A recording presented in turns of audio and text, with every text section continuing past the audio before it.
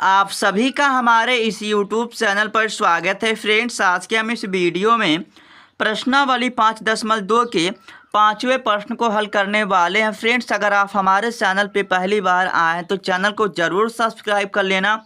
अगर वीडियो पसंद आता है तो वीडियो को ज़रूर लाइक कर देना। अब देखिए पांचवा प्रश्न क्या कह रहा है, निम्नलिखित समांतर श्रेणियों में से प्रत्येक श्रेणी में कितने पद हैं। हमें क्या करना है, n का मान ज्ञात करना है। ठीक है, तो यहाँ पर चलिए हम लिखते हैं हल।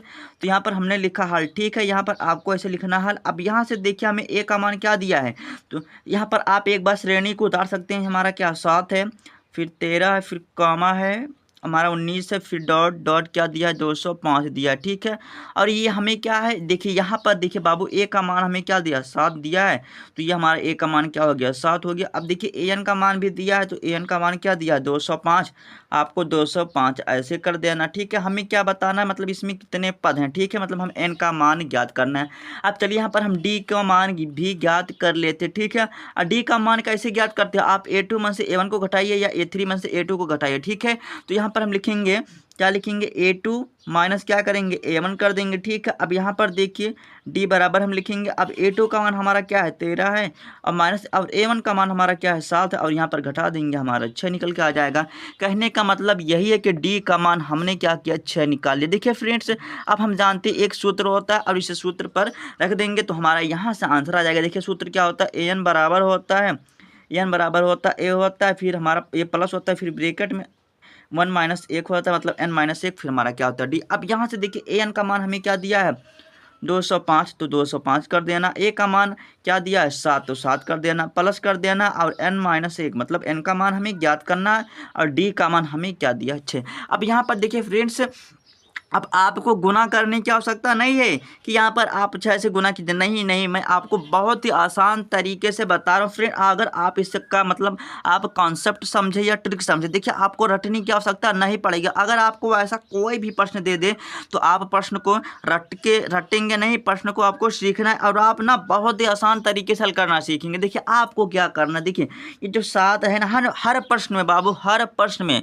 कॉन्सेप्ट तो हर प्रश्न में लगना चाहिए ना। मतलब इस टाइप का अगर कोई भी प्रश्न दिया गया है तो आप हर प्रश्न में यही कॉन्सेप्ट लगा सकते हैं। ठीक है, तो 7 को क्या करना, इधर कर देना है, 7 को इधर कर देना है, तो यहाँ पर क्या हो जाएगा 205 हो जाएगा, और माइनस कर देना है 7, तो यहाँ से हमारा 7 हो गया। अब यहाँ से देखिए n माइनस हमारा 1 है, और यहाँ पर क्या 6 को गुना मत करना, अभी 6 को ऐसा रहने दो, अभी कैलकुलेशन बहुत ही आसान पड़ने वाला। ठीक है, अब 205 में से 7 को आपको घटाना आता ही होगा ना कि नहीं आता है, तो क्या करना 205 में से आप 7 को क्या करना घटा लेना। ठीक है, तो कितना हो जाएगा 198, मतलब 198 बोलो ना, 198 हो गया। अब बराबर यहाँ से n माइनस हमारा 1 हो गया। अब यहाँ पर देखो जो हमारा 6 है ना, देखो यहाँ पर मैं लिख देता हूँ, नहीं तो समझ में नहीं पाओगे। देखो यहाँ पर जो 6 है ये गुना कर रहा है, जो 6 है बाबू गुना कर रहा है, इधर आएगा भाग करेगा।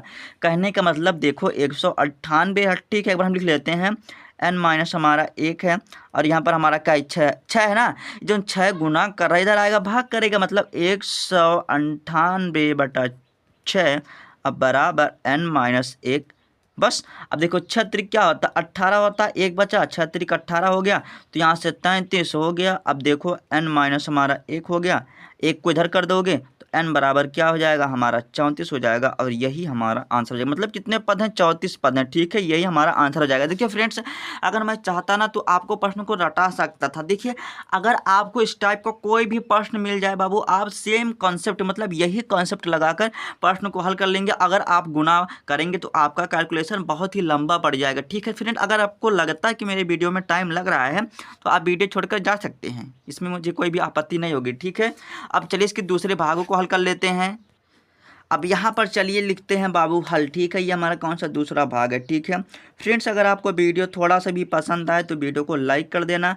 ठीक है, अब देखिए ए का मान हमें क्या दिया है, उसके पहले हम श्रेणी को उतार लेंगे। ठीक है, आप श्रेणी को उतार लेना, हम डायरेक्ट हल कर रहे हैं। ठीक है, अब देखिए यहाँ से हमें ए का मान क्या दिया है, ए का मान हमें 18 दिया है, तो 18 हो गया। ठीक है, और देखिए यहाँ से हमें ए एन का मान क्या दिया, माइनस का 47 दिया इस बार, चलो माइनस का 47 कर दिया बाबू। अब हमें क्या करना, डी का मान निकाला है, तो हम डी का मान निकालेंगे, क्या करेंगे A2 मन से क्या करेंगे माइनस कर देंगे 1 को। अब यहाँ लिखेंगे डी। अब देखिए A2 का मान हमारा क्या है 15। अब यहाँ पर देखिए एक बार हम लिख लेते उसके बाद बताते हैं 15 है, मतलब 15 से 1/2 है। फिर यहाँ पर क्या है, माइनस को 18 आपको करना है। ठीक है, इतना करने के बाद अब देखिए यहाँ पर आप इसके बटे 1 नहीं करेंगे, कुछ मत करना। देखिए 15 दुनिया क्या होता है 30, यहाँ से चलिए देखिए 15 दुनिया क्या होता है 30, 30 में 1 जोड़ेंगे 31, अब बटे क्या हो जाएगा 2। देखिए 15 दुनिया 30, 30 में 1 जोड़ा 31, अब -18 कर देना है। ठीक है, इतना करने के बाद आपको बटा कर देना। उसके बाद मैं यहाँ पर भी आपको बहुत ही आसान तरीके से बताऊंगा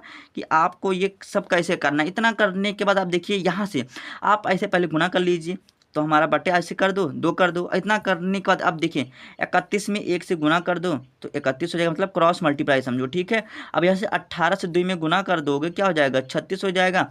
और यहाँ पर आप घटा देंगे तो आपको घटाने पर क्या प्राप्त हो जाएगा, -5/2, -5/2 हो जाएगा। ठीक है, और यहाँ से आपको ऐसे लिख देना है। तो d बराबर आपने क्या निकाला, -5/2, ऐसे रहने दो। अब वही जो हमने सूत्र निकाला था, मतलब जो सूत्र था an बराबर, वही रख देंगे। ठीक है, चलिए सूत्र पर रखते हैं।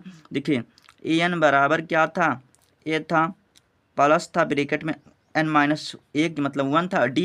अब देखिए an का मान हमें क्या दिया है, -47 दिया है, तो -47 हो जाएगा, -47 कर दिया। अब देखिए a का मान हमारा क्या दिया, 18 दिया है, तो आपको 18 कर देना है बाबू, प्लस कर देना। n का मान रखोगे नहीं रखोगे, यही तो याद करना है, n-1 कर देना है। अब d का मान क्या है, -5 बटा क्या कर देना है, 2 कर देना है। समझ में आया। अब इतना करने के बाद ये जो 18 ने, इसको इधर करो करो, इधर 18 करो, -47 हो जाएगा, इधर आएगा -18 हो जाएगा। अब बराबर n- क्या हो जाएगा, 1 हो जाएगा, माइनस क्या हो जाएगा, 5/2। फ्रेंड अगर आप एक बार कॉन्सेप्ट सीख गए ना, इस तरह का कोई भी प्रश्न होगा, आप देखिए यहाँ पर आपको गुणा नहीं करना पड़ेगा, आप बहुत ही आसान तरीके से सीखते। नहीं तो यहाँ पर क्या करते, अभी यहाँ पर इसको खोलते फिर यहाँ पर कैलकुलेशन करते। यहाँ पर मैंने आपका जो प्रश्न है कैलकुलेशन को आसान करने के लिए सब झाम ताम करना हूँ। ठीक है, इतना करने का आपको जोड़ देना, तो 8 7 क्या होता, 15 होता है, तो 15 हमने कर दिया।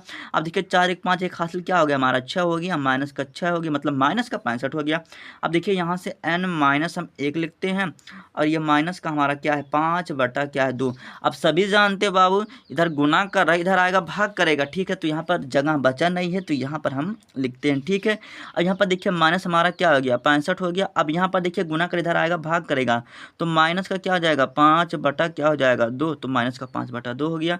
अब इतना करने के बाद यहाँ से हमारा बच्चा n- क्या बचा, हमारा 1 बचा। ठीक है, अब यहाँ पर देखिए 2 को ऊपर कर देंगे, तो मतलब -65 हो जाएगा, और गुने क्या हो जाएगा, 2 हो जाएगा, और माइनस का क्या हो जाएगा, 5 हो जाएगा। और यहाँ से देखिए n- हमारा क्या हो जाएगा, 1 हो जाएगा, माइनस माइनस से कैंसिल हो जाएगा। इसको काट दोगे 13 से, पहाड़ से 13 25 क्या होता है, 65 होता है, और 13 दुनिया क्या होता है, 26 9 होता है, 13 दुनिया क्या होता है, 26 होता है। और यहाँ से देखो n- हमारा क्या होगा, 1 होगा, यहाँ से हमारा हो जाएगा 26, और यहाँ से देखो n- हमारा 1 होता है, तो n बराबर क्या हो जाएगा हमारा 27, मतलब क्या है 27 पद है। ठीक है, और यही हमारा क्या हो जाएगा, आंसर हो जाएगा। ठीक है, अब यही हमारा क्या हो जाएगा, आंसर हो जाएगा। तो फ्रेंड मैं उम्मीद करता हूँ कि वीडियो आपको जरूर पसंद आया होगा। अगर पसंद आया तो लाइक कर देना, अगर चैनल पर नया है तो चैनल को जरूर सब्सक्राइब करना। फ्रेंड अगर आपको कहीं भी दिक्कत होगी समझने में, तो एक बार हमसे कमेंट करके जरूर पूछना।